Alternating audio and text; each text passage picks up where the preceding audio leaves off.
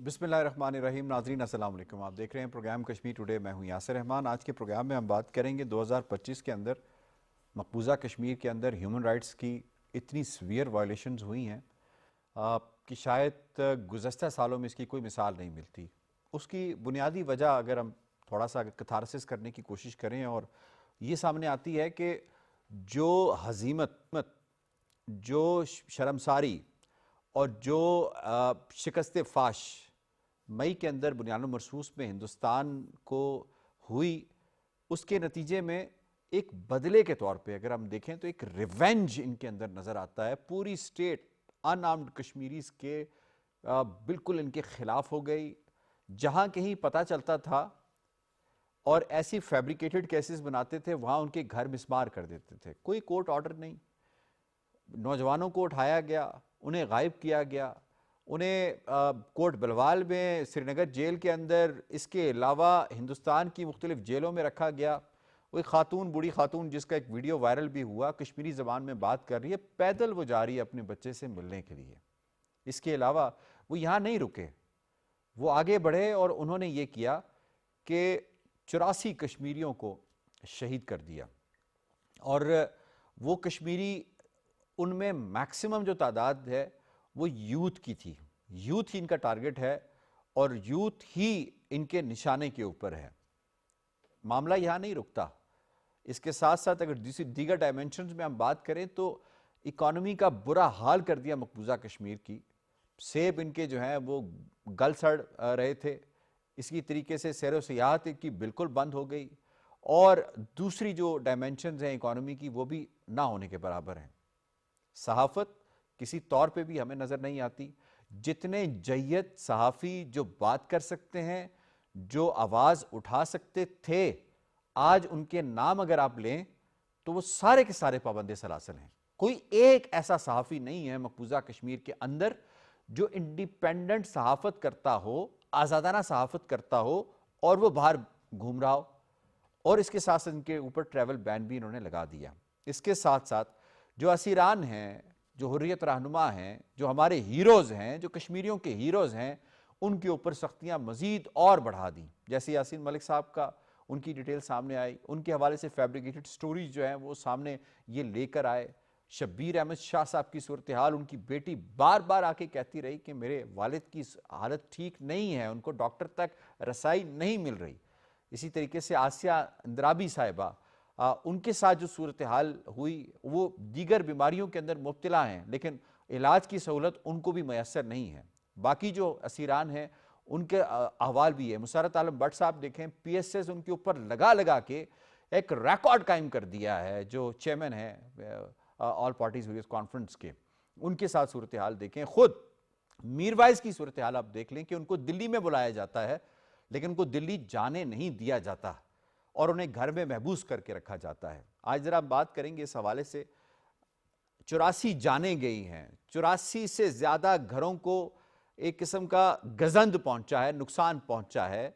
इसका जिम्मेदार कौन है? और ये क्या सिर्फ हम इंडियन आर्मी के ऊपर डाल के उसको इसका मुर्द इल्ज़ाम ठहरा के बाकी जितने भी इनके ऑर्गन्स हैं स्टेट के, उसको हम बरी ज़िम्मा करार दे सकते हैं? इस पर बात करेंगे। बड़े ज़बरदस्त पैनल ने हमें ज्वाइन किया। शमीम शॉल साहिबा सीनियर हुर्रियत रहनुमा हैं, किसी की मोहताज नहीं है और बड़ी एक स्ट्रगल है इनकी सारी, अगर आप देखें तहरीक के हवाले से इनकी पूरी खानवादे की। हमें ज्वाइन किया है ख्वाजा अब्दुल मतीन साहब ने, सीनियर सहाफ़ी तज्ज़ियाकार हैं।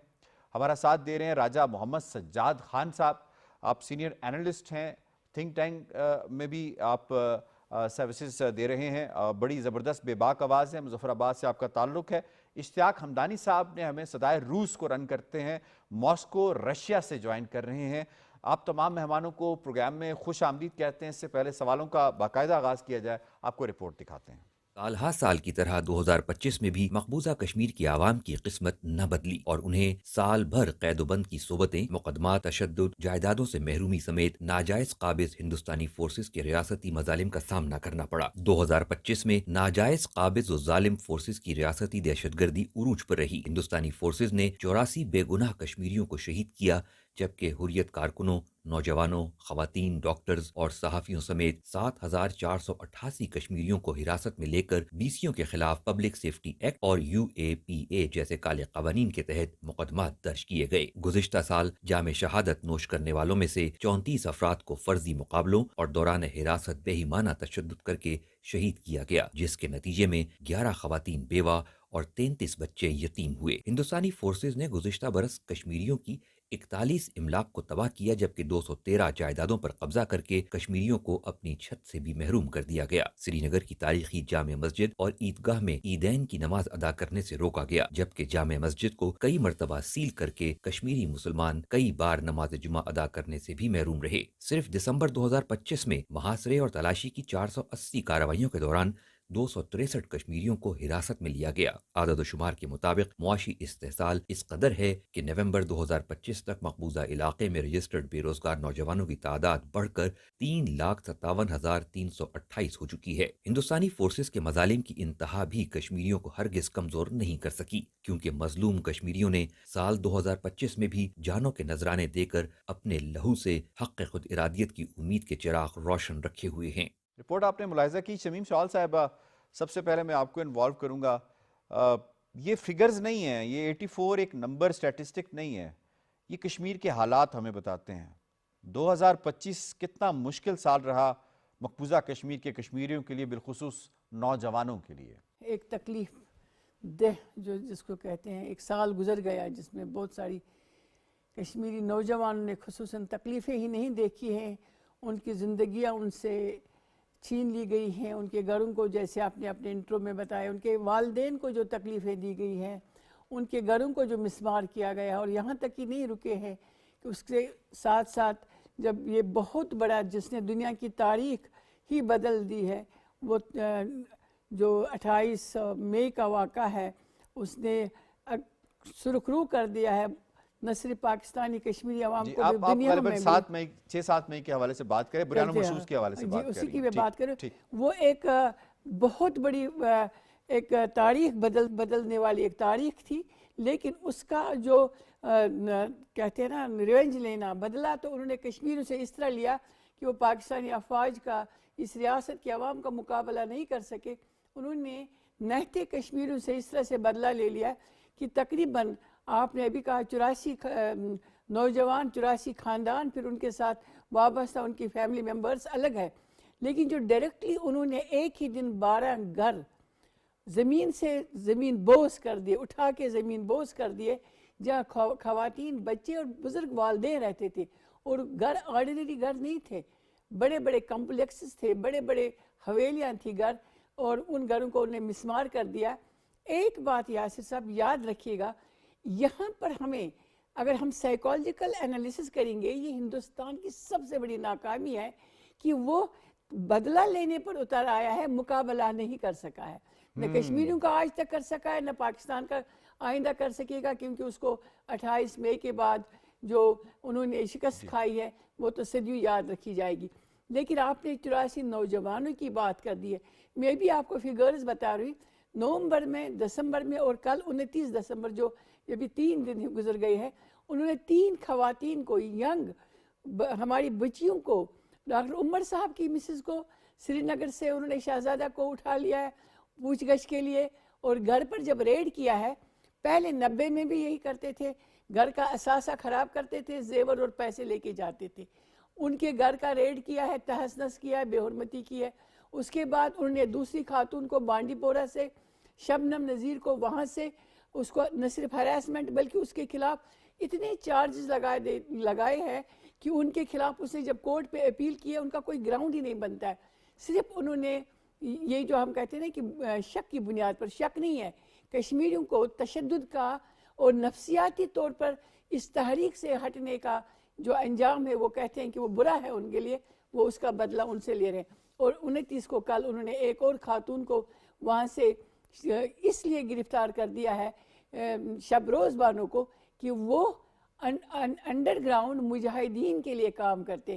شرمناک بات ہے ہندوستان کے لیے کہ جہاں 10 لاکھ افواج ہیں, گلی گلی کوچے کوچے انہوں نے بینکرز بنائے ہیں, گھر گھر تلاشیاں ہیں. انہوں نے حریت کانفرنس کو چھوڑ کے عام لوگوں کی زندگی کو اجیرن کر دیا. پھر بھی جب ان کا کچھ نہیں بس چلتا ہے, وہ خواتین کو تخت مشق بنا کر اس میں وہ ایک ریپریشن اور ڈپریشن میں تب اس وار کو جو وار وہ جیت نہیں سکتے اس کو اس میں بدل رہے. دوسری اہم بات یہ ہے کہ آپ نے حریت کانفرنس کا تذکرہ کیا میر بھائی صاحب کے ساتھ, جو انہوں نے کر دیا ہے کہ انہوں نے ٹویٹر کو, ایکس کو, انہوں نے سب چیزوں کو بند کر دیا. ادروائز وہ ٹارگیٹ ایک پرسن نہیں ہے.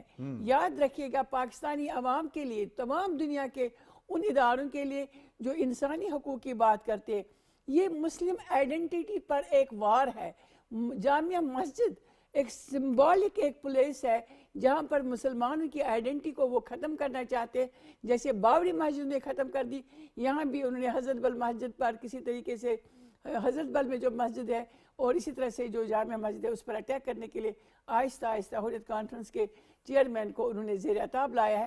اور اب کل یہ بات سامنے آئی ہے جو ہمیں اطلاعات ملی ہے کہ جن لوگوں نے دستخط نہیں کیے ہیں, جن لوگوں نے اپنے آپ کو پیچھے رکھنے کے لیے حامی نہیں بری ہے, جن کے گھر والوں پر تشدد تھا, کس طریقے سے انہوں نے اپنے آپ کو اس مومنٹ سے الگ کر دیا. اب وہ یہ کہہ رہے ہیں کہ یا تو ان کو ملک بدر کیا جائے گا یا ان کو دہلی میں عمر قید کی سزا دی جائے گی. اس میں خواتین بھی شامل ہے, ہمارے نوجوان قیادت بھی شامل ہے, فرسٹ ٹائر تو جیلوں میں, تھرڈ سیکنڈ فورتھ والے بھی. تو پوری کشمیر کی آبادی جو ہے اس کا ریونج جو ہے پاکستان سے شکست کھانے کے بعد, ڈیموگرافک چینج تو چھوڑ دیجئے گا, ڈائریکٹ وہ آبادی کو ختم کرنا چاہتے ہیں. ٹھیک ہے. میں راجہ محمد سجاد خان صاحب, یہ صورتحال آپ نے ساری شمیم شال صاحبہ کی زبانی سنی کہ اس وقت مقبوضہ کشمیر کی گراؤنڈ سچویشن کیا ہے.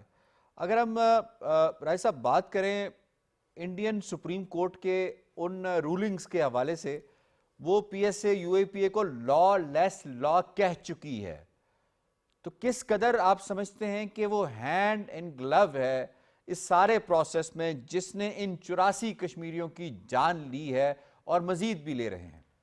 ہندوستان میں بنیادی طور پہ سارے جو اسٹیٹ کے پلرز ہیں اس میں چاہے جوڈیشری ہے, ایگزیکٹو ہے یا وہاں کی لیجسلیچر ہے, وہ سارے متفق ہیں کہ کشمیریوں کو دبانا ہے, اور نہ صرف کشمیریوں کو بلکہ ہندوستان کے اندر بسنے والے مسلمانوں کو, کرسچنز کو اور سکھوں کو, ان سب کے لیے ہندوستان میں ہر طرح کی اپارچونیٹی ختم کرنی ہے اور ان کو بنیادی جو حقوق ہیں ان سے بھی محروم کرنا ہے. اور یہ ایک ہندوستان کو جو ہندتوا ایجنڈا کے مطابق ہندوستان کو بنانے کی کوشش کی جا رہی ہے, اسی کی ایکسٹینشن جو مقبوضہ جموں و کشمیر جو ہندوستان کا حصہ نہیں ہے اس میں بھی کی جا رہی ہے. جو ہندوستان کا سپریم کورٹ ہے وہ ہندوستان کے ہندو کے لیے تو شاید کوئی وہ انصاف اور عدل کی بنیاد پہ فیصلہ کرتا ہو, لیکن جب بھی اس کے سامنے کوئی کشمیریوں کا کیس یا کشمیر ریلیٹڈ کوئی کیس کیا تو اس نے ہمیشہ کشمیریوں کے ساتھ ایک حکومت کے ٹول کے طور پہ کام کیا, اور وہ فیصلے کیے کہ جو نہ قانون کے مطابق تھے, نہ اخلاقیات کے مطابق تھے, نہ دنیا کی کسی جورسپروڈنس میں اس کی مثال ملتی ہے. جیسے آپ کو افضل گرو والا کیس آپ کے سامنے موجود ہے, پھر ابھی جیسے آرٹیکل 370 والا جو کیس تھا اس پہ جو ڈیسیژن ہے, پھر اسی طرح جب یہ 2019 کے بعد مقبوضہ جموں و کشمیر میں بہت سارے پولیٹیکل پارٹیز کے لوگوں کو, حریت کے لوگوں کو اکراس دا بورڈ گرفتار کیا گیا, اور جو ریٹس کی گئیں ہندوستانی سپریم کورٹ میں تو ان کو ایک لمبے عرصے تک وہ ڈیلے میں رکھا گیا. جن لوگوں کے بارے میں علم نہیں تھا کہ ان کو کہاں پہ رکھا گیا ہو ان کو وہ ریٹس. اسی طرح بھی آپ پھر آپ دیکھ رہے ہیں جیسے ابھی یاسین ملک صاحب کی جو سزا ہوئی اور جو ابھی کورٹ پروسیجر چل رہا ہے یا جو جو وہاں پہ جو رویہ ہے عدالتوں کا، ہندوستان کی عدالتوں کا کشمیریوں کے حوالے سے، جی اس سے پہلے 1984 میں جیسے مقبول بٹ شہید کو پھانسی دی گئی، تو یہ ایک ہم اس کو علیحدہ سے نہیں دیکھ سکتے کہ ہندوستان کا کوئی ایک اسٹیٹ کا کوئی ایک آرگن ہے جو کشمیریوں پہ جو ہے وہ ظلم و ستم کر رہا ہے، یا ہندوستان کے اندر جو اقلیتیں ہیں ان پہ ظلم و ستم کر رہا ہے. یہ ٹوٹل اسٹیٹ پالیسی ہے، اس کو ڈیفرنٹ انداز سے ایگزیکیوٹ کیا جا رہا ہے. کہیں پہ ملٹری کر رہی ہے کہ اور کسی جگہ پہ پیرا ملٹری فورسز کر رہی ہے. جیسے کشمیر کا اسپیشل اسٹیٹس ختم ہوا تو اس میں آپ کی ہندوستان کی پارلیمنٹ شامل ہے.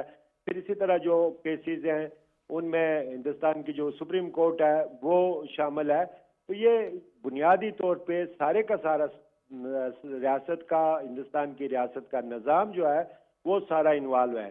اور ابھی آپ نے پہلے بھی ذکر کیا کہ ہندوستان نے جو مارکا حق ہے اس میں شکست کے بعد کشمیر کے اندر اور ہندوستان کے اندر انہوں نے انتقام لینا شروع کر دیا مسلمانوں سے. اور آپ نے وہ پچھلے عرصے میں دیکھا کہ کس طرح ایک چیف منسٹر جو ہے وہ ہماری ایک بہن کے چہرے سے نقاب اتار رہا ہے. پھر آپ نے ابھی یہ جو پچھلے عرصے میں وہاں پہ ہندوستان کے اندر واقعات ہوئے، کشمیریوں کو جس طرح وہ اسٹوڈنٹ تھے، وہ بزنس مین تھے جو وہاں پہ کاروبار کرتے ہیں، جی ان اس کو پہ بات کیسے کریں گے پروگرام کے دوسرے موضوع میں. آپ بالکل ٹھیک کہہ رہے ہیں. تو صحیح. یہ سارا ایک سسٹمیٹک وے سے ہو رہا ہے، آرگنائزڈ وے سے ہو رہا ہے. اور یہ ساری کی سرپرستی جو ہے وہ مودی کی سربراہی میں ہندوستان کی گورنمنٹ کر رہی ہے، اور اس کو ایگزیکیوٹ ہندوستان کی جو عدالتیں ہیں وہ کر رہی ہیں. کشمیریوں کے لیے ہندوستان کی کوئی عدالت نہیں ہے. وہ کشمیریوں کے لیے اسی تعصب کا مظاہرہ کرتے ہیں جو بھارتیہ جنتا پارٹی جس تعصب کا مظاہرہ کر رہی ہے، یا جس کا RSS جس کا مظاہرہ کر رہی ہے. ٹھیک. ہمدانی صاحب آپ کو کروں گی یہ فرمائیے گا کہ یہ کتنا بڑا فیلئر ایکسیپٹ کیا ہے یا کمٹ کیا ہے انڈین سٹیٹ نے یہ بتا کر کہ مقبوضہ کشمیر کے حالات ہم سے قابو میں نہیں ہو سکتے، اس لیے جو ایکسٹریم میئر ہے وہ یہی ہے کہ کشمیریوں کی جان لی جائے.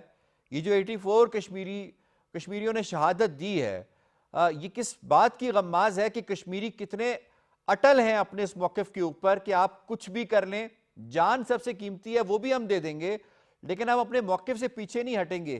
کس قدر بڑا فیلئر ہے جو انڈیا کو حاصل ہوا ہے 2025 کے اندر؟ دیکھیں 2025 جو ہے وہ مقبوضہ جموں کشمیر کے لیے ایک انتہائی خونی سال جس کو آپ کہہ سکتے ہیں وہ ثابت ہوا ہے. اگر آپ 84-89 کشمیریوں کی بات کریں تو یہ ایک وہ فگر ہے جو سامنے آیا ہے. جیسے کہ آپ نے انٹرو میں بتایا کہ وہاں پہ میڈیا کی آزادی جس طرح ہے وہ آپ کو پتا ہے میڈیا نہیں ہے وہاں پہ. کسی ایسی انفارمیشن کا کوئی غیر جانبدار طریقے سے تو وہ آ ہی نہیں سکتی. کچھ ذرائع سے مثال کے طور پہ کہیں سے آج خبر آئی کہ 4 لوگ شہید ہوئے ہیں، کہیں پہ 6 ہوئے ہیں، تو اس طرح ایک فگر تو سامنے آیا ہے. لیکن اس 84 کے فگر کے پیچھے کتنا بڑا فگر ہوگا اس کے لیے آپ خود سوچ سکتے ہیں. چونکہ مقبوضہ کشمیر کے حالات بھارت کے کنٹرول میں کبھی تھے ہی نہیں. 90 کی دہائی کے بعد بھارت نے کیا اربہ استعمال نہیں کیا. یہ ایک ایسی قوم کی داستان ہے جو کئی دہیوں سے اپنی شناخت، آزادی اور بنیادی انسانی حقوق کے لیے جدوجہد کر رہی ہے. میں یہ کہنا چاہوں گا کہ آپ نے دیکھا ہوگا کہ 2025 میں بھی کس طرح یہ پیلٹ گنز، جہری مقابلے، گھروں پر چھاپے، جیسے ابھی ہماری بہن بھی بات کر رہی تھیں. تو مطلب یہ کہ ان نے شہادتوں کے ساتھ ساتھ ان نے نہ تو بزرگوں کو بخشا ہے نہ بچوں کو بخشا ہے. تو اب یہ سوال پھر یہی ہے کہ بھارت کیا سمجھتا ہے کہ وہ طاقت کے زور پہ، خوف کے زور پہ خطے کو اپنے قبضے میں رکھ سکے گا یا کشمیریوں کو خاموش کروا سکے گا. ایسا نہیں ہوگا. تو بڑا اچھا انہوں نے شروع میں بتایا کہ 7 مئی کے بعد کہ جو یہ ایک انتقام کی جو آگ ہے وہ پاکستان سے تو اس کو پوری نہیں ہو سکتی، چونکہ اس کو پتہ ہے کہ اب جو جواب ہے وہ کئی گنا زیادہ آئے گا. پہلی بار تو وہ ایک ابتدا تھی نا، ہم بھی کسی حد تک نہیں جانا چاہ رہے تھے. تو اسی وجہ چونکہ ہم نے بتایا کہ ہم امن پسند ہیں، تو اب امن کا یہ جو سارا ٹھیکہ ہے وہ پاکستان کے سر پہ نہیں ہے. امن ہمیشہ 2 گروہوں کی، 2 ملکوں کی یا 2 قوموں کی مشترکہ مرضی کے ساتھ ہوتا ہے. تو اس وقت ان کے لیے کشمیری جو ہیں وہ ایک وہ ان کو کمزور سمجھ کے, ان کو بے باس سمجھ کے, چونکہ جب ان کے اوپر آپ RSS کو بھی مسلط کریں گے, جب آپ بھارتیہ جنتا پارٹی کو بھی کریں گے, فوج کو بھی کریں گے, پولیس کو, دیگر اداروں کو کریں گے, تو جب ایک ریڑھی والے کو بھی آپ نہیں بخشیں گے تو کشمیری کدھر جائیں گے؟ کشمیریوں نے تو آج کا نہیں بلکہ ہمیشہ سے, کئی دہیوں سے اپنی آزادی کے لیے وہ جانیں دیتے آ رہے ہیں.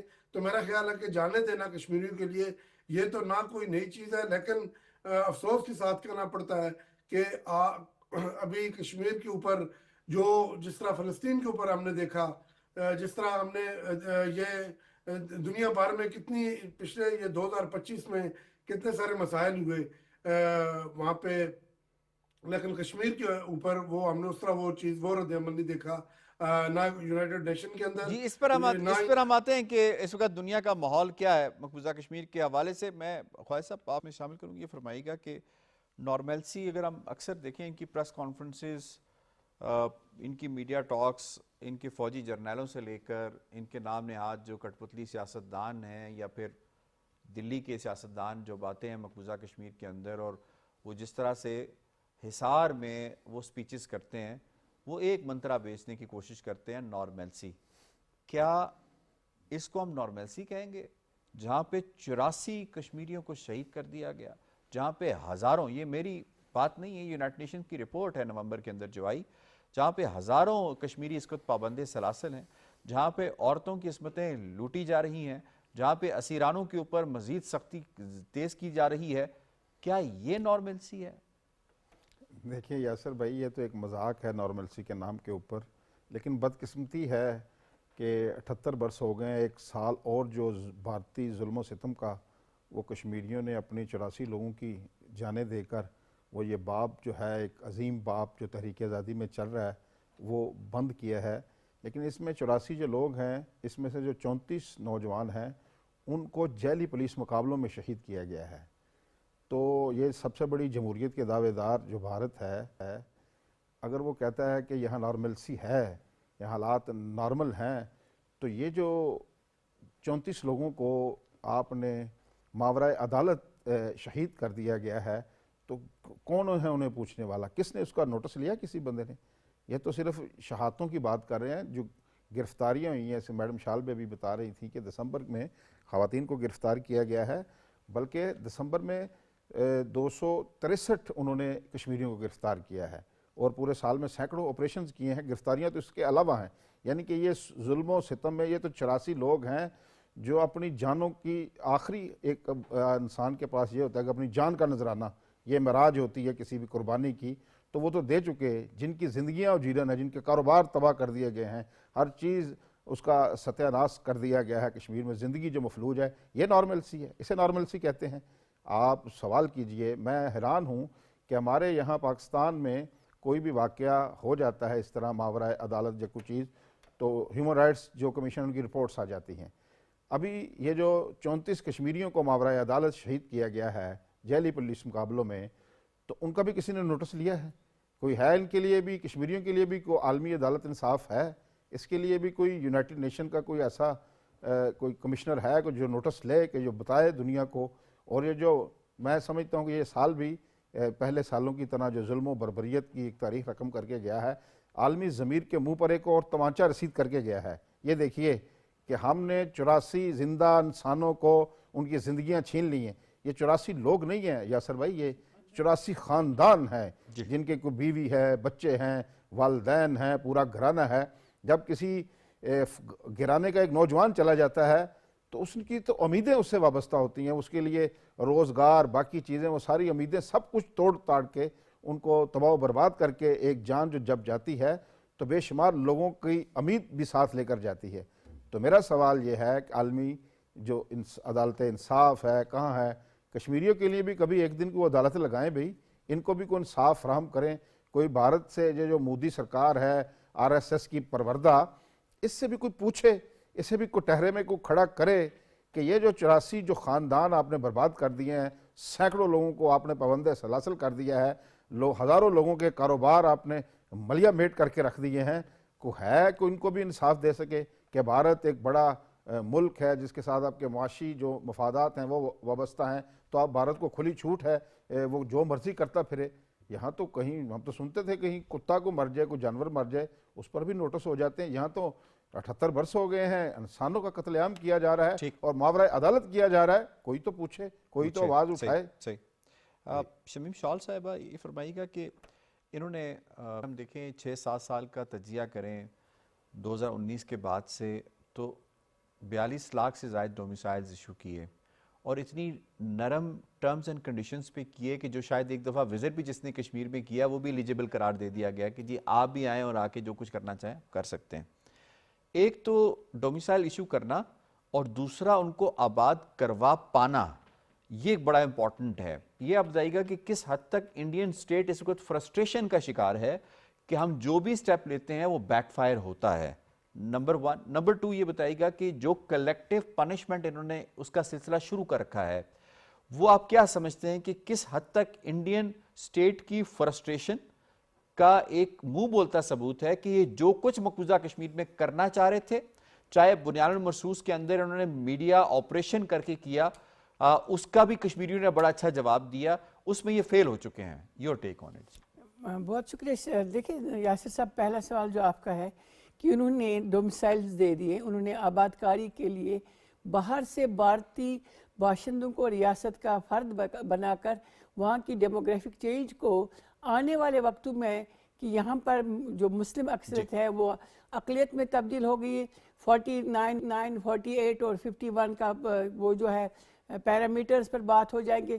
لیکن ایک بات یہ، اگر ان کا پاپولر ہو جاتا ڈومیسائل دینا، باہر سے ہندوستانیوں کو بٹھا دینا، تو سب سے زیادہ ریزسٹنس جو ہوگی وہ جموں میں ہوئی اس کے خلاف.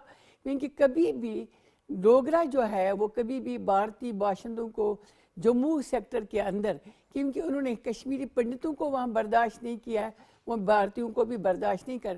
آپ بھارتیہ جنتا پارٹی کو الگ سے دیکھ لے اور ہندوستانی جو وہاں پر ہیجمنی ہوگی وہ کبھی بھی ڈوگرا راج کو پسند، ڈوگرا قوم کو پسند نہیں ہے. لیکن اس کے باوجود ہمیں اس میں بہت ہوشیار رہنا ہے کہ اگر اس طرح سے آبادی کا تناسب خراب کرنے کی کوشش کی گئی ہے، ہمیں آزاد کشمیر سے باہر جو ہمارے ریاست کے لوگ پاکستان میں بستے، میرے خیال میں 3 کروڑ سے زیادہ لوگ ہیں جن کی ابھی تک کہیں رجسٹریشن ہی نہیں ہے کہ وہ کشمیری ہے. پوری دنیا میں جو آباد ہے، ہماری آباد کروڑوں میں جا چکی ہے.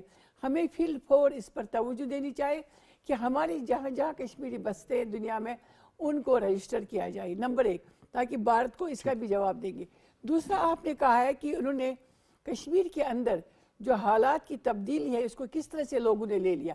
بظاہر تو یہی لگ رہا تھا کہ انہوں نے کشمیر کی تحریک کو ختم کرنے کے لیے موت کی خاموشی اور زبان کو بند کرنے کا ایک اچھا طریقہ نکالا تھا. لیکن اس کا بہترین جواب میرے اس بچے نے دے دیا بنیاد المرصوص کے بعد، جب 12 سال کے لڑکے سے کہا گیا کہ پاکستان کے بارے میں کچھ کہے. اس نے کہا مجھے اس کے ساتھ کیا کرنا جائے، یہ آپ 2 ملکوں کا ایشو ہے. کشمیر کی ریاست کا جو تشخص ہے، کشمیر کی ریاست کی جو جنگ ہے وہ ہندوستان کے خلاف ہے. ہم پاکستان کے خلاف کچھ بول نہیں سکتے. دوسرا سب سے بہترین جواب بلال احمد نے ان کو دے دیا، جو کاروبار کرنے کے لیے انہوں نے 2 سوالوں کے جواب دے دیے. بلال جب کاروبار کرتا ہے یہ دنیا کو دکھایا ہے. ہندوستان جو نارملسی کی آپ بات کر رہے تھے کہ اگر نارملسی ہوتی تو کشمیر کے لیے 1.5 ارب کی آبادی میں کاروبار کرنا، پڑھائی کرنا، اپنے آپ کو ضم کرنا آسان ہوتا، تو آج کشمیر ہندوستان کا مکمل حصہ ہوتا. تو اس کے صرف جب اسے کہا گیا کہ آپ بندے ماترم یا جے ماتا کہے، اس نے انکار کر دیا. یہ دوسرا سب سے بڑا جواب ہے کشمیریوں کے خون میں. تو جو کلیکٹیو پنشمنٹ کا سلسلہ انہوں نے شروع کر رکھا ہے وہ دیکھیں جو کلیکٹیو پنشمنٹ ہے یہ تحریک کو کم نہیں کیا. کلیکٹیو پنشمنٹ تو آپ دیکھ لیں آج سے 78 سال پہلے کیا جلیانوالہ والا باغ نہیں ہوا تھا؟ کیا دہلی میں مسکر نہیں ہوا تھا؟ تحریکوں میں یہ چیزیں ہندوستان اپنے ہی ان اصولوں کی خلاف ورزی کر رہا ہے جو انہوں نے انگریزوں کے دور میں ظلم دیکھا ہے، وہ اس کو ریپیٹ کر رہا ہے. لیکن وہ نہیں جانتا ہے جب وہ آزاد ہوئے ہم کیوں نہیں آزاد. ریپریشن اور جو دوسری چیزیں ہیں، یہ تحریکوں میں ہندوستان بنیاد نہیں بنا سکتا ہے. ہم وہ تحریک ہے جس کی اقوام متحدہ میں بھی گارنٹی ہے. پاکستان اس کا بنیادی ایک کیا فریق ہے، اور یہ فریق اتنا طاقتور ہے کہ اگر وہ کل چاہتا تو وہ دہلی کے ایئرپورٹ پر قبضہ کر سکتا تھا. وہ کم سے کم کشمیر سری نگر کے ایئرپورٹ پر قبضہ کر سکتا تھا مئی 28 کو، لیکن انہوں نے رجسٹ کیا اور ایک باوقار قوم کے طور پر انہیں نیگوشیٹنگ ٹیبل پر بٹھایا، آئیے بات چیت کریں. یہ سب سے بڑا جواب پوائنٹ آ گیا. میں رائے صاحب ویری بریفلی یہ فرمائیے گا کہ یہ سب کچھ کرنے کا مقصد تو یہ تھا کہ تحریک دم توڑ جائے، سلو ڈاؤن ہو جائے اور اس کے اندر سے جو جان ہے وہ نکل جائے. تو ہاؤ ڈو یو سی اس کا تحریک پر کیا اثر پڑے گا؟ یہ 84 لوگوں کی جو جان گئی ہے، ان کے خون سے تحریک کہاں جائے گی؟ ایک تو پہلی بات یہ ہے کہ جو کشمیریوں نے تحریک شروع کی تھی 1988 میں، اور وہ اس وقت صرف فریڈم سٹرگل کی حد تک اور رائٹ ٹو سیلف ڈٹرمینیشن کے حصول کے لیے تھی، لیکن اب وہ تحریک صرف اس حد تک نہیں محدود رہی، بلکہ ایک ذاتی انتقام آج کی کشمیر کی نسل میں ہندوستان کے خلاف ہے. چونکہ کوئی ایسا گھر نہیں ہے جو ہندوستان کے ظلم و ستم سے کشمیر میں محفوظ رہا ہو، وہ چاہے شہادتیں ہوں، چاہے زخمی کیا جانا ہو، چاہے عصمت دری ہو، چاہے پراپرٹی کو نقصان پہنچانا ہو. اور اس سے بڑھ کے 2019 میں کشمیریوں کی آئیڈینٹی پہ ضرب لگائی گئی ہے. اس لیے ہر کشمیری کے اندر ایک ہندوستان کے خلاف انتقام موجود ہے. اور ہندوستان کا کوئی بھی اربا، وہ چاہے جتنی فورس مزید منگوا لے، جو بھی لاز وہاں پہ پاس کر لے، وہ تحریک سے لوگوں کے تعلق کو اور آزادی کی جدوجہد سے لوگوں کے تعلق کو ختم نہیں کر سکتا. اور یہ جو شہادتیں ہیں یہ اور ہندوستان کے خلاف لوگوں کے دلوں میں نفرت جو ہے اس کا اضافہ کرتی ہیں. اور جس طرح وہاں پہ جائیدادوں کو تباہ کیا جا رہا ہے، کاروبار کو تباہ کیا جا رہا ہے، یہ سارے عوامل ایسے ہیں جس سے کشمیریوں میں نفرت بڑھ رہی ہے، اور ان کے اندر وہ جو آزادی کا جذبہ ہے وہ ہندوستان کبھی بھی کوئی بھی کوشش کر کے ٹھنڈا نہیں کر سکتا. ٹھیک، آپ کا پوائنٹ آ گیا. مجھے پروگرام میں دوسرے موضوع کی جانب بڑھنا ہے. دوسرا موضوع اگین کشمیریوں سے ریلیٹڈ ہے. ہم مقبوضہ کشمیر کی جو صورتحال کے حوالے سے، اندر کی صورتحال کے حوالے سے بات کرتے ہیں، لیکن جو کشمیریوں کے ساتھ سلوک روا رکھا جاتا ہے انڈیا کے اندر، وہ کسی سے ڈھکا چھپا نہیں ہے. 2025 میں اگر ہم پورے سال کے حوالے سے بات کر لیں تو کشمیری چاہے وہ اسٹوڈنٹ ہو، کشمیری چاہے وہ تاجر ہو، کشمیری چاہے وہ شال سیلر ہو، کشمیری چاہے وہ وہاں پہ نوکری کرتا ہو، اس کا کشمیری ہونا اس کی اس نوکری سے، روزگار سے اور اس کالج یونیورسٹی کے داخلے سے، فراغت سے کافی ہے. اس کا مسلمان ہونا کافی ہے. یہ چیزیں میں آپ کو خود سے نہیں بتا رہا، یہ آپ کو ویژول سے، یہ آپ کو سارٹ سے، یہ آپ کو انڈیا کے اندر سے ساری چیزیں ہم گائے بگائے دکھاتے رہے ہیں. ابھی بھی جناب لیٹسٹ کیس یہی ہوا، کہیں بہانے سے ان کو کہا جاتا ہے کہ آپ جے شری رام کا نعرہ لگائیں، وندے ماترم کا نعرہ لگائیں یا بھارت ماتا کی جے کا نعرہ لگائیں. آج تک کشمیریوں کو سلام ہے، ان کی ریزیلینس کو سلام ہے کہ انڈیا اتنا کچھ کرنے کے باوجود ایک نعرہ کسی کشمیری سے یہ نہیں لگوا سکا کہ وہ وندے ماترم کر دیں، وہ بھارت ماتا کی جے کہہ دیں یا وہ جے شری رام کے نعرے لگا دیں. ایسے ہی کچھ ہوا جناب. ہریانہ کے اندر بھی یہ معاملہ سامنے آیا، اس کشمیری کے ساتھ، اسی شال سیلر کے ساتھ یہ کچھ معاملہ ہوا. اس پر کچھ شارٹس اندر آپ کو دکھاتے ہیں کہ کشمیریوں کے ساتھ ہندوستان کے اندر ہو کیا رہا ہے. دکھائیے جی. کہاں کرتے تھے؟ کشمیر میں. کشمیر میں کہاں؟ کپواڑہ میں. نام کیا ہے؟ ناصر. پورا نام بتا. ناصر گوجری. مسلم ہے نا؟ مسلم ہے. بھارت ماتا کی جے بول. نہیں بولیں گے. یہ بیٹی جائے گی پھر تیری آگے دیکھنا تو بھارت ماتا کی جے نہیں بول. میں نہیں بولوں گا یار. تو کتنی بار نہیں ہے. تو ہے مین تو ہے. فٹافٹ نام کیا کرا سمجھ نہیں آ رہا. پولیس والے نے بولا تھا نا تمہیں اس ٹائم. میں بولوں. سوری یار، میں کہہ رہا ہوں بند کر. بس کر رہا ہوں. آپ ایک بار جے شری رام بولو. ہم تو مسلمان ہیں. آپ ہمارے علاقے میں نہیں آ سکتے. آپ اپنے کشمیر میں رہو. یہ مسلمان ہے، یہ وندے ماترم کو بولتے، بولیے وندے ماترم. بھارت دیش میں رہنے لگ رہے ہیں، یہ وندے ماترم کو بول دی. کیوں نہیں بول رہا پھر تو وندے ماترم آگ لگ جو نہیں سارے میں. ایک اور شارٹ بھی ہے، ذرا وہ بھی ملاحظہ کر لیجئے گا. وہ کشمیری لوگ ڈفرینٹ پارٹس آف انڈیا میں جاتے ہیں اور ان کے ساتھ جو وہاں بیہیویئر پیش آ رہا ہے، ایک شال والا جو اپنی روزی روٹی کے لیے گیا ہوا ہے اس کو بہادری اس کو دکھاتے ہیں. مجھے یہ بتائیے اگر ہمارے ایک چھوٹے بچے کو فیس بک پوسٹ کا لائک کرنے کے لیے یو اے پی میں بند کر دیں, what stops the government of India to putting these rogues and thugs under UAP اور under PSA. یہ PSA کا صرف کشمیری مسلمان کے لیے ہے, ان کو بھی ڈالیے. سجاد لون, بھارت نواز کیا بات کر رہا ہے آپ کے سامنے ہے, اب یہ بھی بولنا شروع ہو چکے ہیں. اشتیاق حمدانی صاحب, ایک تو کشمیریوں کو ہم ٹریبیوٹ پیش کرتے ہیں اس حوالے سے جو ریزیلینس وہ شو کرتے ہیں, 1 ارب 40 کروڑ کی آبادی اور اس کے اندر سے ہندو انتہا پسند, ان کو یہ کہتے ہیں, وہ کہتے ہیں کچھ بھی کر لو, روزگار جاتا ہے جائے, جان جاتی ہے جائے, نہیں کہیں گے جے شری رام. اس میں میں ایک چیز کا اضافہ کرتے ہوئے آپ کی اس پروگرام میں کہنا چاہوں گا کہ جے شری رام کا یہ جو نعرہ ہے, اب انہوں نے اپنے اس نعرے کو جتنے بھی انٹرنیشنل سطح پہ فیسٹیول ہوتے ہیں یا فورم ہوتے ہیں ان کے جو لوگ جاتے ہیں تو یہ وہاں پہ جاتے ہیں, لوگوں کو ساتھ ایک ویڈیو کلپ بناتے ہیں. میں نے اپنی آنکھوں سے دیکھا ہے رشیا کے ایونٹ میں مختلف شہروں کے اندر کہ یہ بناتے ہیں, ان کو کہتے ہیں کہ آپ کہیں جے شری رام.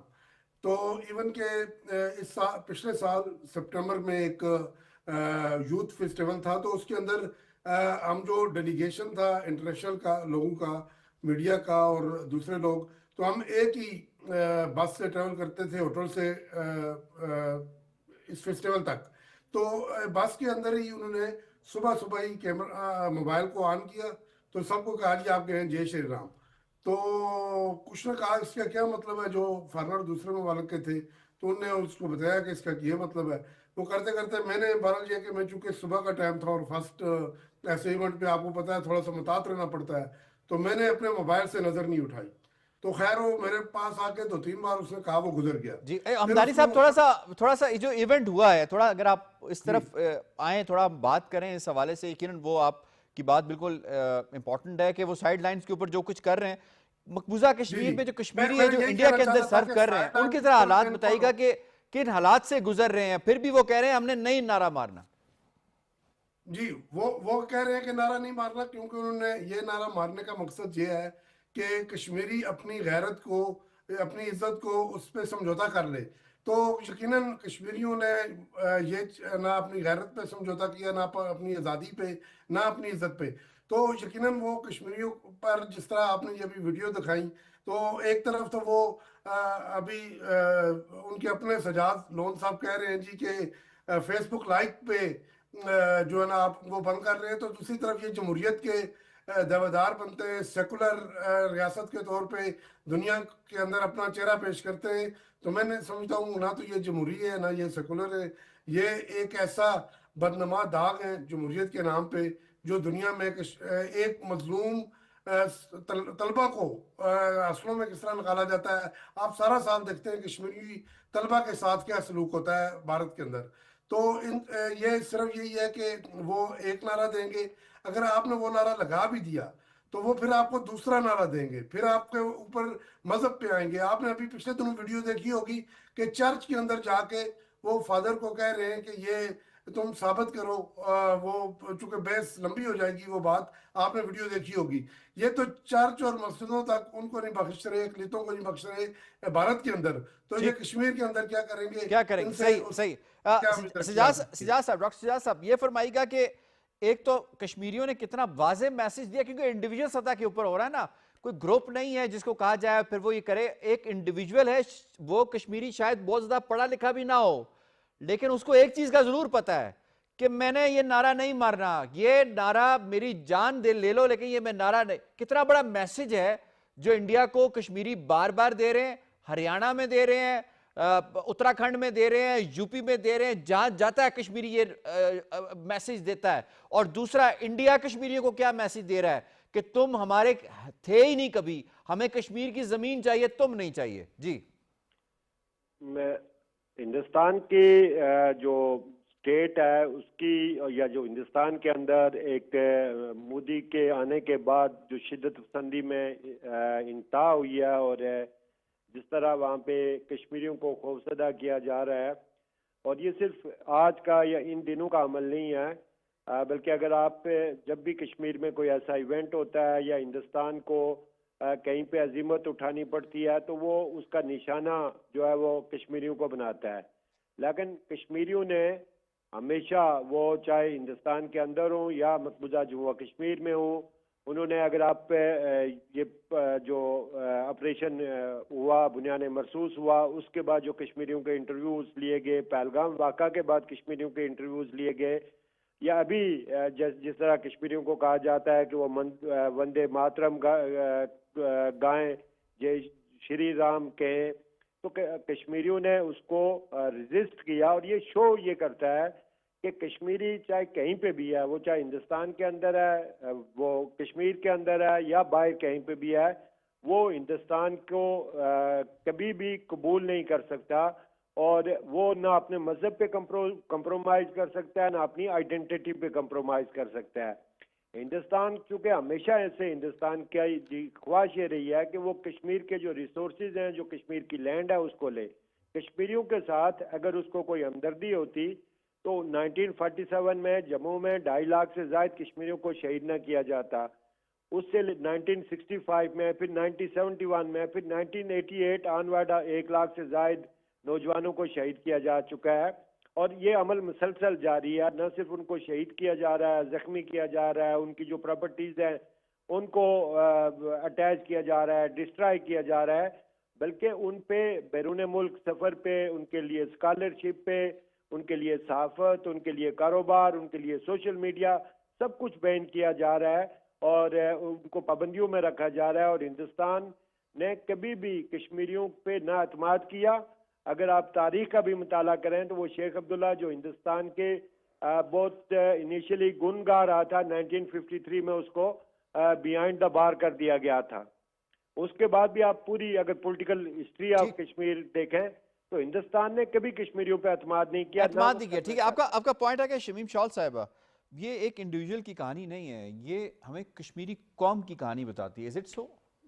دیکھیں, ایک چیز بہت اہم ہے ہمارے لیے کہ جب ہم نے یہ جدوجہد شروع کر دی ہے, ہم نے جدوجہد نہ کسی سے پوچھ کر شروع کر دی تھی, نہ ہم نے جدوجہد اس بلبوتے پر شروع کر دی تھی کہ ہمیں کوئی ملک یہاں پر ہیلی کاپٹر جہازوں کے ذریعے ہمیں سپلائی لائن ہو جائے گی.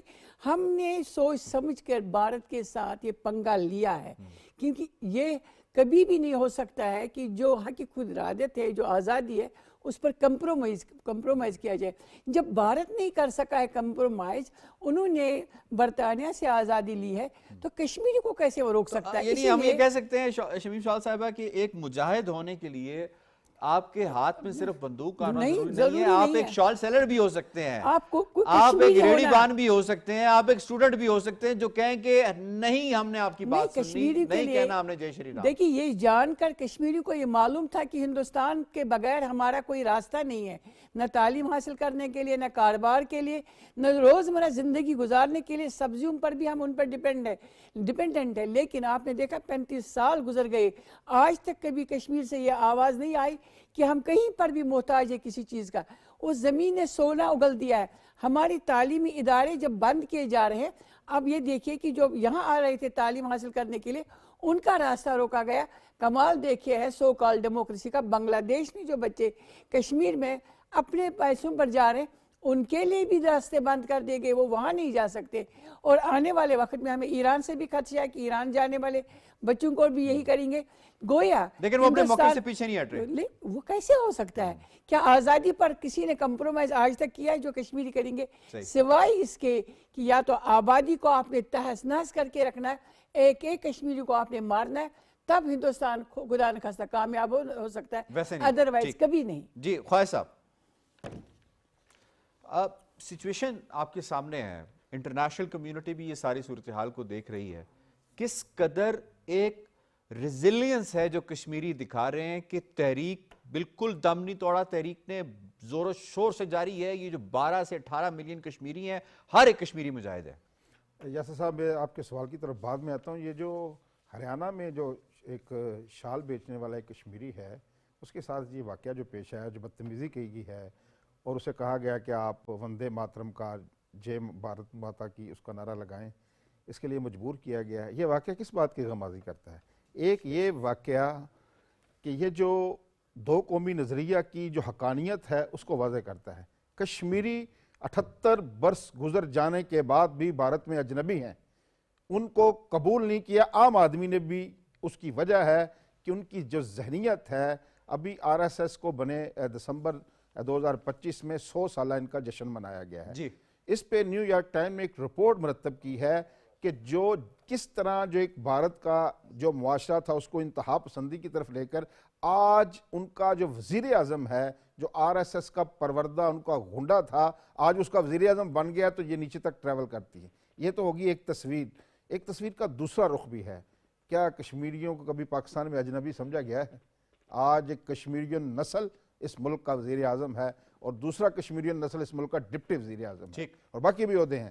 تو یہ جو چیزیں ہیں، ایک طرف دیکھ لیں 78 برس گزر جانے کے بعد کشمیری اپنے آپ کو انسیکیور فیل کرتے ہیں، نہ وہاں کاروبار کر سکتے ہیں، نہ پڑھنے جا سکتے ہیں، اور دوسری طرف امپاورڈ فیل کرتے ہیں۔ یقیناً آپ نے بڑا اچھا ایک موضوع پیش کیا۔ I have to wind up۔ مجھے شکریہ ادا کرنا ہے اپنے تمام معزز مہمانوں کا آج کے پروگرام کے حوالے سے تجزیہ، تبصرہ، سارٹ اور رپورٹ ایسا کی پروگرام کشمیر ٹوڈے سے اتنا ہی۔ یاسر رحمان کو دیجیے اجازت، اللہ نگہبان۔